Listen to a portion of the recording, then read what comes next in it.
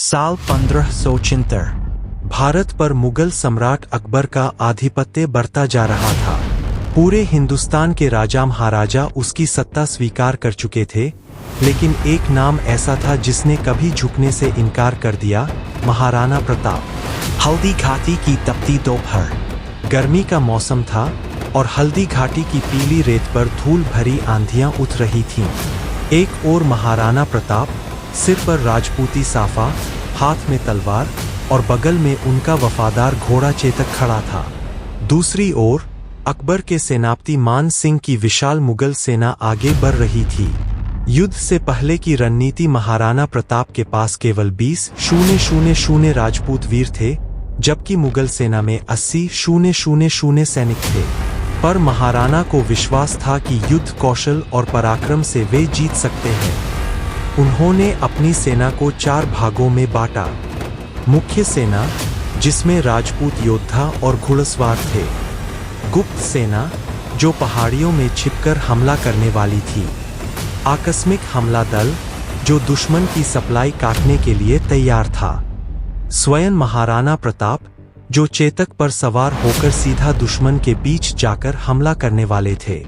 जैसे ही सूरज आसमान में चढ़ा, युद्ध का बिगुल बजा और दोनों सेनाएं एक दूसरे पर टूट पड़ी। राजपूत तलवारें बिजली की तरह कड़क रहीं। हाथियों और घोड़ों की टक्कर से धरती कांप रही थी। मुगल तीरों की बारिश कर रहे थे, पर राजपूत योद्धा ढाल लेकर आगे बढ़ रहे थे। महाराणा प्रताप अपनी भारी भाला और तलवार लेकर मान सिंह की सेना पर टूट पड़े। उनका हर वार मुगलों के लिए मौत लेकर आ रहा था।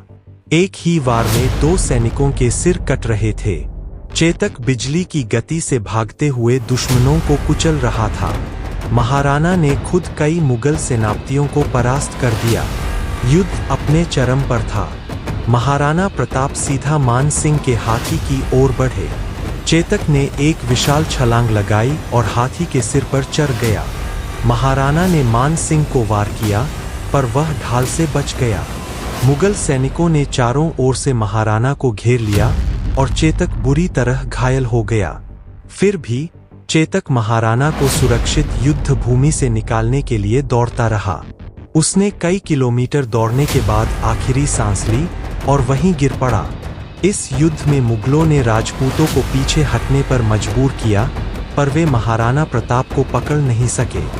हल्दी घाटी का युद्ध कोई भी जीत न सका, लेकिन यह राजपूती शौर्य और बलिदान की अमर गाथा बन गया।